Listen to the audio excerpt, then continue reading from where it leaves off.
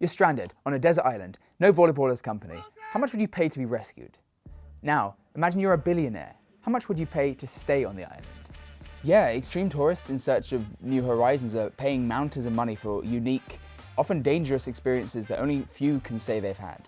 Gone are the days when explorers set out in search of uncharted lands, besides Mars. But the thrill of adventure remains, and for tourists on a practically unlimited budget, the goal is the same: take their lives to the extreme with adventure tourism. The adventure industry is thriving right now at $683 billion annually, gathering steam over the last 2 decades as a symbol of high acclaim and human achievement in the age of aspirational social media. After all, Safari trophies aren't exactly in season. Elite clientele will pay agencies a small fortune to face the extremes, and they'll go above and beyond to generate bespoke experiences. Although there are limitations. One client asked a travel agent if they could detonate a nuclear warhead, but request denied, thankfully. But the recent Titan sub-implosion is an example of luxury adventure tourism gone wrong, proving even $250,000 tickets don't come with any guarantees. Sure, an element of danger can be alluring to adrenaline junkies, but there's another reason wealthy adventurers are flocking to these risky trips, smiling all the way, one that can result in a false sense of security. Hamish Hardy, one of the lives lost on the Titan implosion, was an avid adventure tourist, embarking on trips to extreme locations in big spender fashion, but he was just one of a growing number of wealthy travelers, unfazed by past mortality rates. It was an American investment manager named Dennis Tito who helped ignite the extreme tourism industry when he paid $20 million to spend a week up in the International Space Station in 2001. 20 years later, and space tourism is booming, led by fellow billionaires Jeff Bezos, Richard Branson, and resident Martian Elon Musk. The latter has already signed up a now 82-year-old Dennis to fly around the moon. But when the COVID pandemic brought 573 more billionaires into the world, all feeling as cooped up as the rest of us, the urge to be out there feeling alive was an all-time high.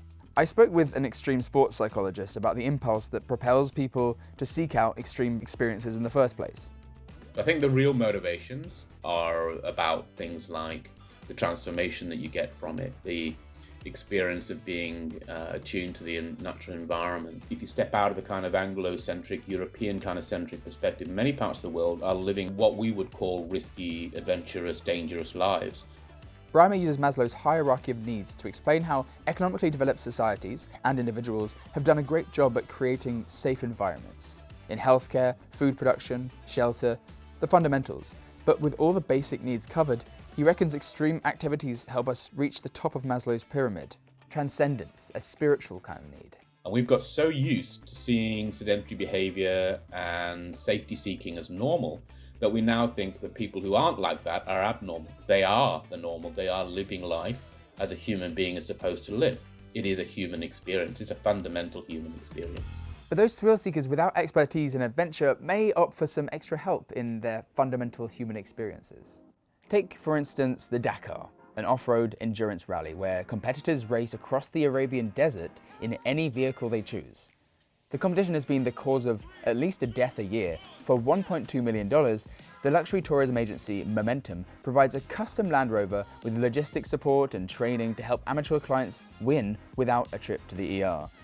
Cash prize, $45,000. So it's fair to say it's not about the money. Momentum's founder says their clients are looking for an authentic, inspirational experience.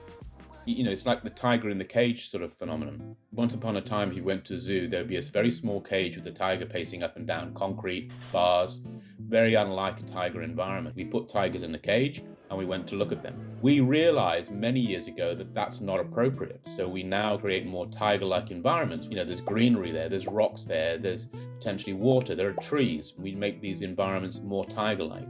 Unfortunately, what we've done to ourselves, psychologically, emotionally, physically, is we've put ourselves in a cage. And we are now pacing up and down in a concrete cage with bars. For some people, they can break out of the cage and they can live it. But for most of us, we can't see a way out. But what if some of these tigers don't want all the way out of the cage, instead enjoying the safety of a simulated environment? A large part of luxury travel agencies' cost in customizing these experiences goes into ensuring the safety of clients. Because despite the interest in authentic extreme adventuring, they want it to be life-changing, not life-ending. Well, that's what these agencies are for, that balance, reducing the risk of death while leaving room for achievement to make it worthwhile. But when you're looking at extreme experience, your life's on the line no matter how much help an agency offers. Entrepreneur Jules Mountain, summited Mount Everest back in 2016 with his own personal motivation. I was diagnosed with cancer in 2007. I didn't want to die like that. I wouldn't mind dying. Well, I wouldn't mind dying, but I wouldn't mind dying, but I wouldn't mind dying doing something really adventurous. I just thought, I've had cancer, I've recovered. I've got to make the most of whatever time I've got left. Mount Everest is the classic adventure dream. Despite more than 300 known deaths on Everest, according to the Himalayan database, it's still high on people's bucket list. You need support to do it, and there are various levels of expeditions. So one expedition that has one of the highest death rates, and I'm not naming names here, they provide support at base camp, and really what you do on the mountain after that is up to you. There's no Sherpa support or anything. And they are people trying to do it themselves. Very dangerous, very reckless, and their chances of survival are very slim. The first year I went, 2015, I went with the Western expedition. They tell you it's much safer. You pay the money and it's much safer, it's much better. And I'm not convinced by that because, well, some of these Western guides have never climbed Everest before either, and they will suffer as much as we suffer. So I'm not sure they're going to be any help in a crisis. For those in need of more motivation, mountaineer Garrett Madison's expeditions up Mount Everest look like extreme glamping, with gas-powered showers and gourmet meals way up at 26,000 feet. Still sounds perfectly nice, but the luxury elements do seem to dull the sense of achievement somewhat. Then again, it can make up for the lack of know-how.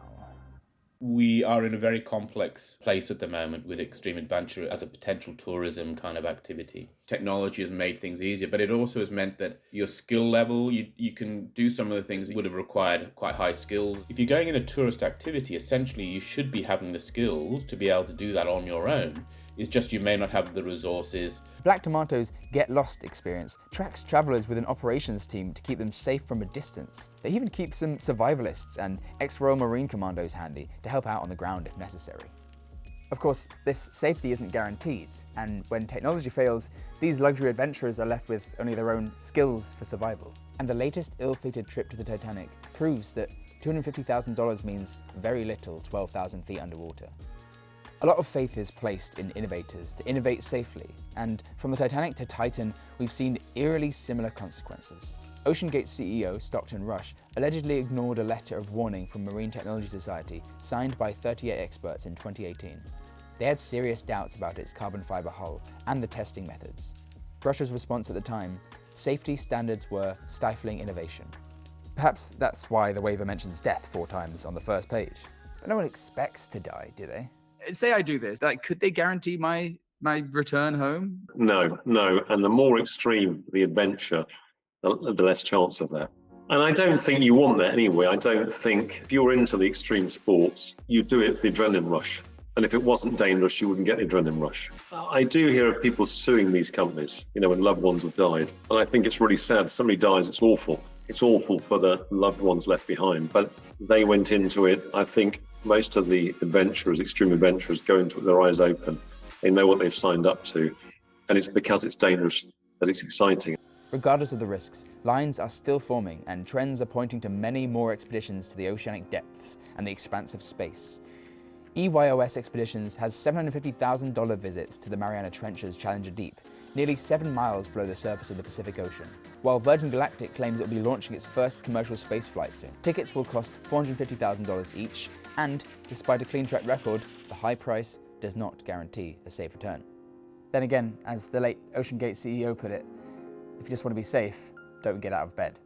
When you come very close to death, you really appreciate life a lot more, and you realise how precious it is and how short the time is on this wonderful earth. Doing interviews like this reminds me that every day is a really precious thing, and we should make the most of it.